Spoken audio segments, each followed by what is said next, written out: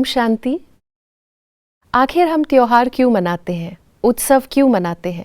और जब दीपावली आती है तो हम अपने घर को सजाते हैं, घर की साफ सफाई करते हैं, नए बर्तन खरीदते हैं, मिठाई बनाते हैं, नए कपड़े लेते हैं और ये सब कुछ हम उस खुशी का अनुभव करने के लिए करते हैं।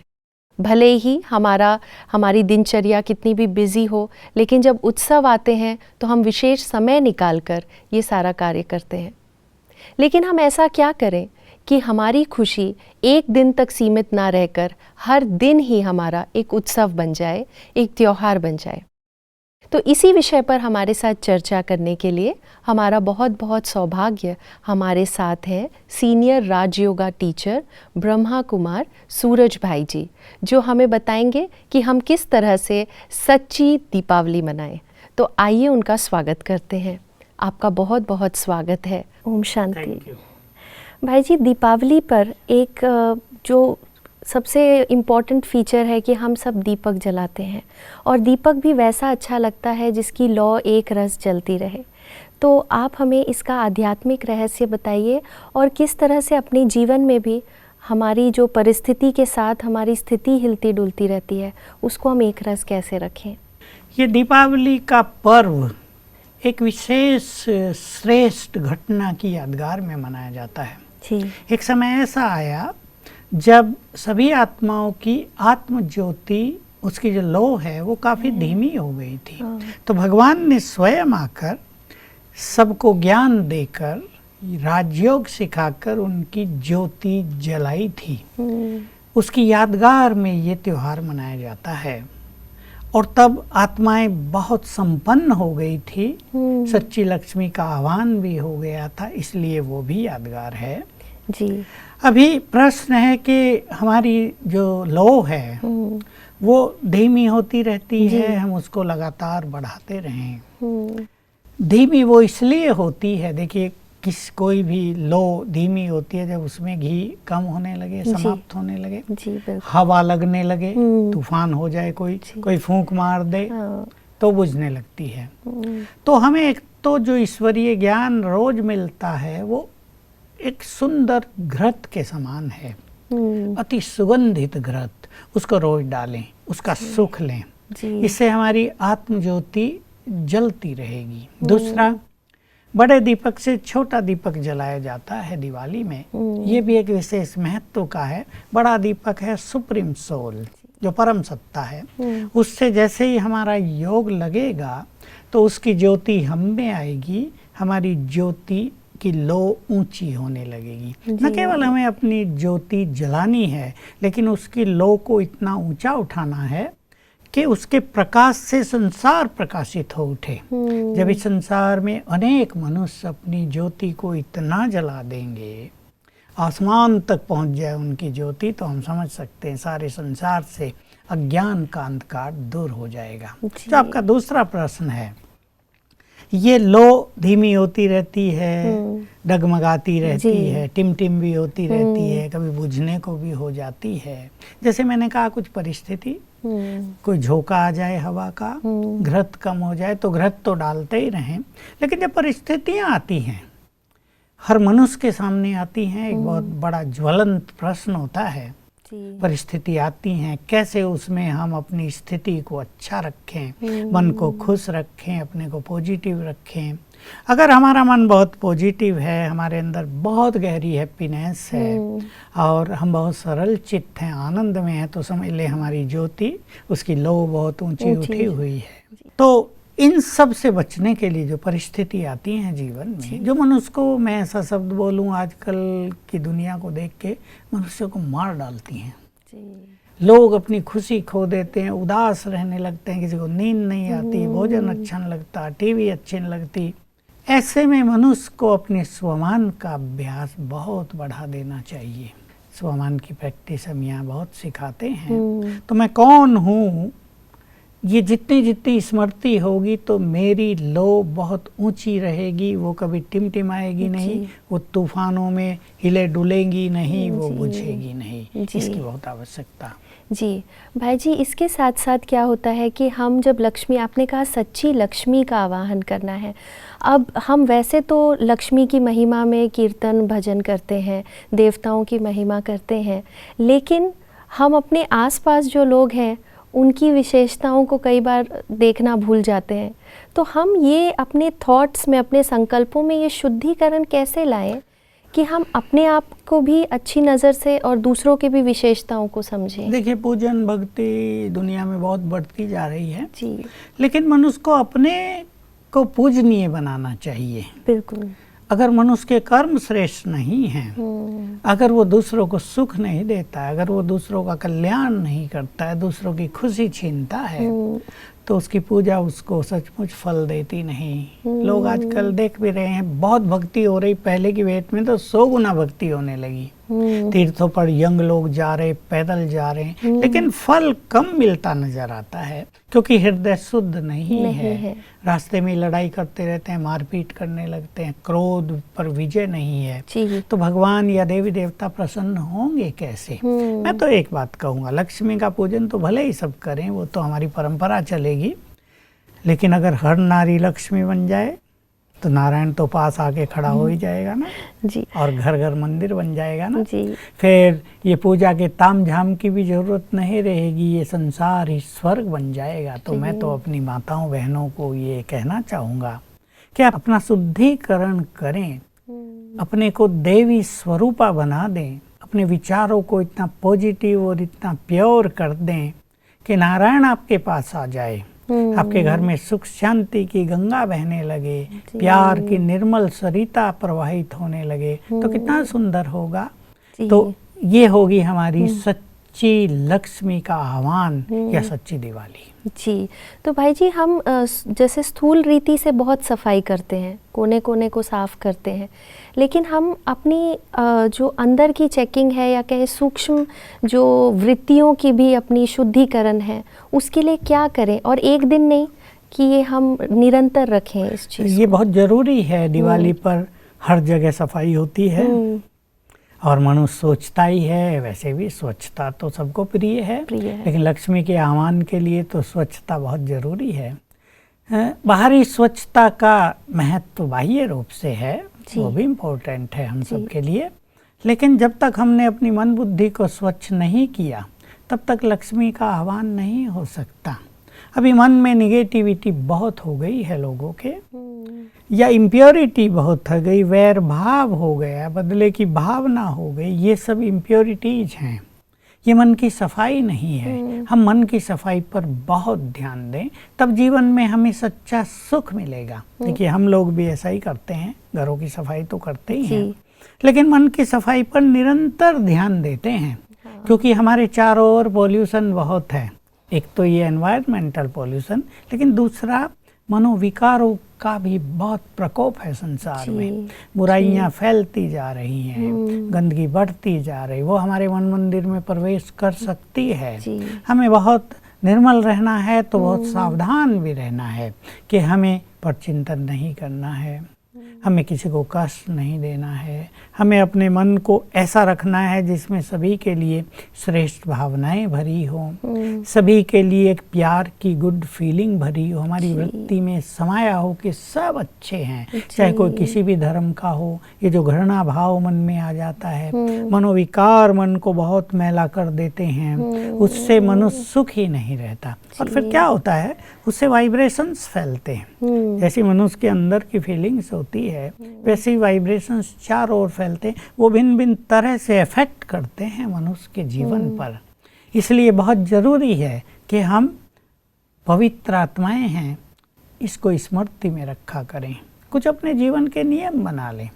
मुझे हमेशा पॉजिटिव रहना है तो पॉजिटिव एनर्जी जनरेट होगी, नियम बना लें। मुझे सबको सुख देना है, मुझे क्षमा भाव से जीवन जीना है, मुझे अपने चित्त को शांत रखना है ताकि छोटी छोटी बातों में मैं क्रोधित न हो जाऊं, नहीं तो मेरे अंदर भी गंदगी, दूसरों के अंदर भी गंदगी। तो अगर हम सदा ऐसा मार्ग अपना कर चलेंगे, मैं तो ये कहूँगा कि आज के दिन जब सफाई हो गई है, दिवाली का पर्व है, हम अपने जीवन के लिए, मन को साफ करने के लिए एक 5 पॉइंट फॉर्मूला क्यों न बना ले, जिनकी मैंने चर्चा की। भाई हम सबको सुख देंगे, हम बहुत पॉजिटिव रहेंगे, हम मन में सबके लिए शुभ भावनाएं रखेंगे, हम बहुत अच्छा योग अभ्यास करेंगे, हम क्षमा भाव से जीवन जिएंगे, बदले के भाव से नहीं। तो ये 5 पॉइंट प्रोग्राम हमें सदा हमारे अंतर चित्त को निर्मल रखेगा, स्वच्छ रखेगा।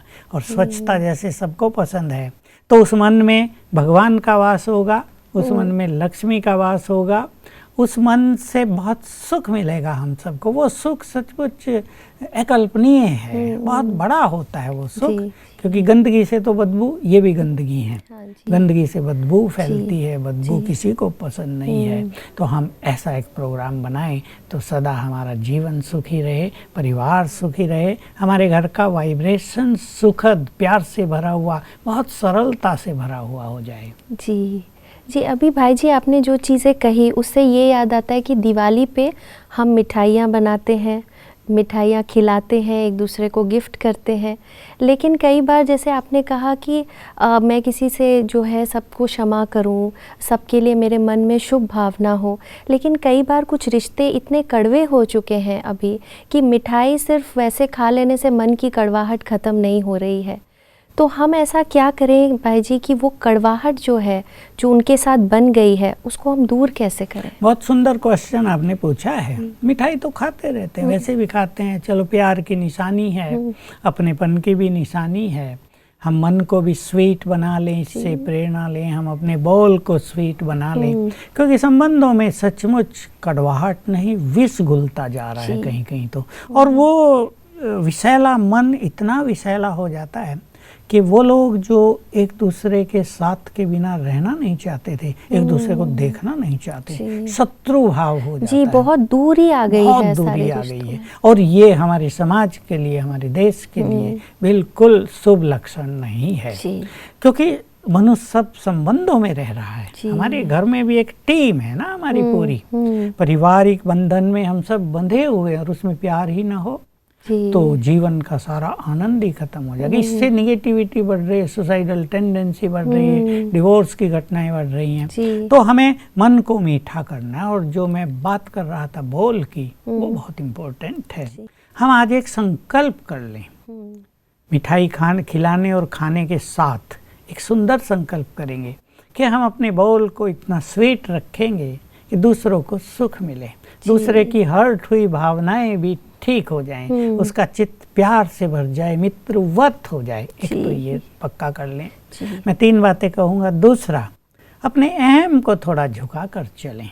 ये जो परिवारों में संघर्ष हो रहे हैं, इसका मूल कारण अहम है बहुत बड़ा।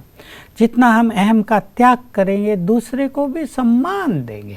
अच्छा, मैं पढ़ी लिखी हूँ तो दूसरा व्यक्ति पढ़ा लिखा है, मेरे पास पैसा ज्यादा है तो दूसरे के पास चलो कम है। Money is not everything. और भी कुछ है, हम एक दूसरे को सम्मान दें, दूसरे की बात को वैल्यू दें।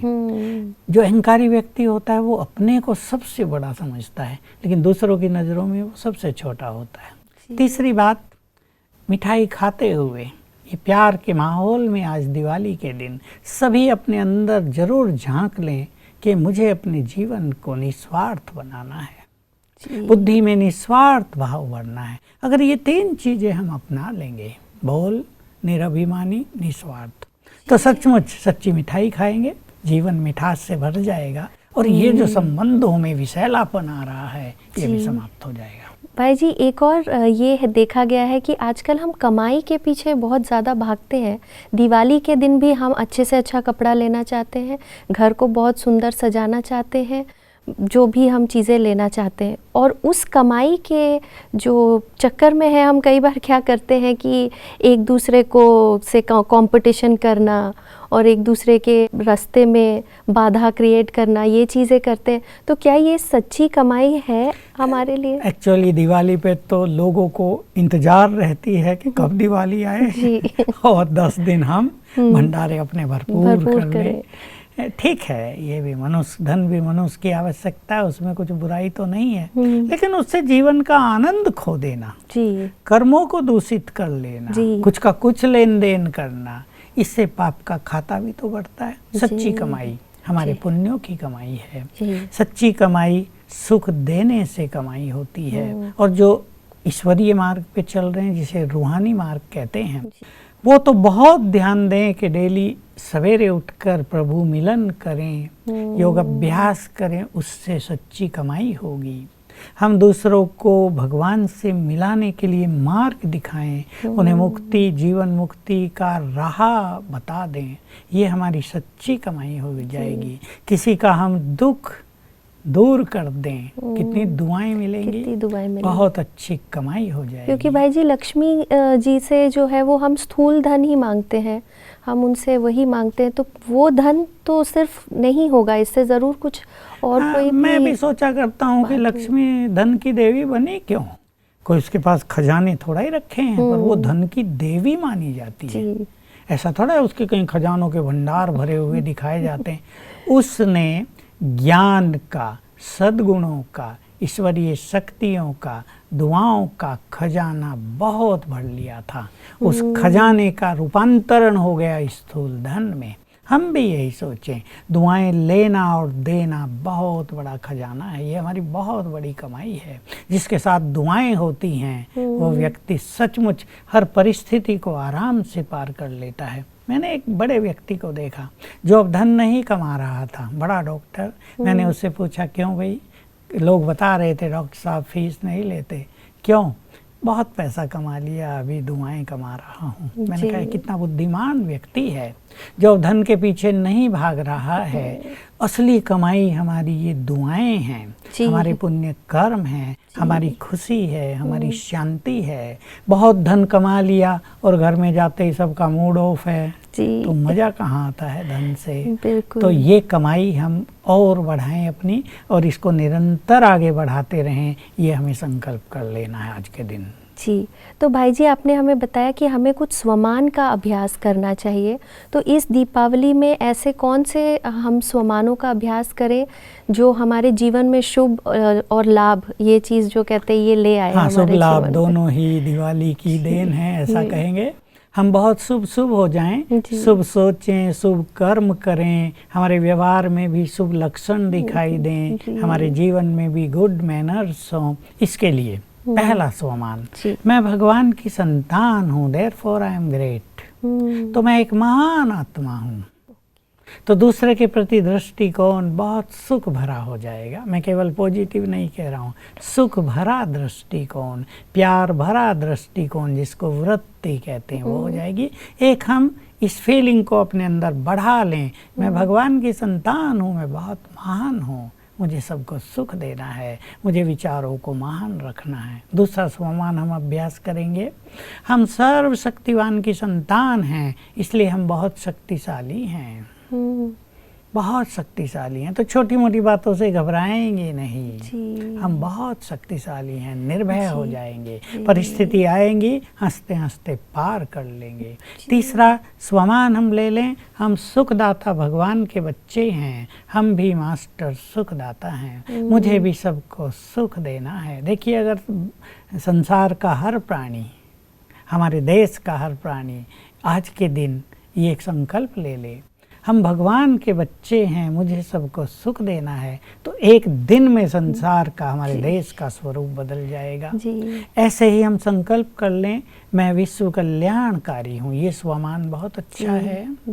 मैं राज ऋषि हूँ, मैं दाता हूँ। लोग लेना चाहते हैं, देना नहीं चाहते। मैं दाता का बच्चा दाता हूँ, उसे विश्व कल्याण करना, मुझे भी यही काम करना है, तो मुझे सबके लिए अच्छा सोचना है, सबको अच्छी चीज़ें सिखानी है, सबको मनोविकारों से मुक्त कराना है, सबके दुख हरने हैं। ये स्वमान अगर हम लेंगे तो हमारी मनोस्थिति बहुत ऊंची हो जाएगी, हायर स्टेट पर पहुंच जाएगी, और हमसे जो वाइब्रेशंस फैलेंगे वो भी सुंदर होंगे। आत्म ज्योति तो इतनी जलेगी कि जग प्रकाशित हो उठेगा। जी भाई जी, आपका बहुत बहुत शुक्रिया। हम ये स्वमान का अभ्यास ज़रूर ध्यान में रखेंगे, ताकि एक दिन दीपावली नहीं बल्कि हर दिन ही हमारा उत्साह बन जाए, सेलिब्रेशन बन जाए।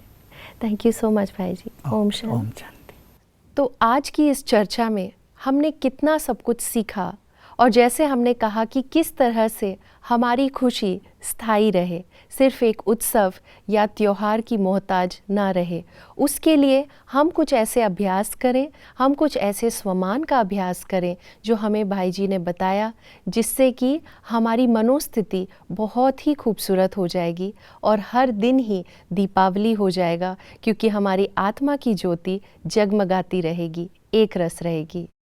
आप सबको दीपावली की हार्दिक शुभकामनाएं। ओम शांति।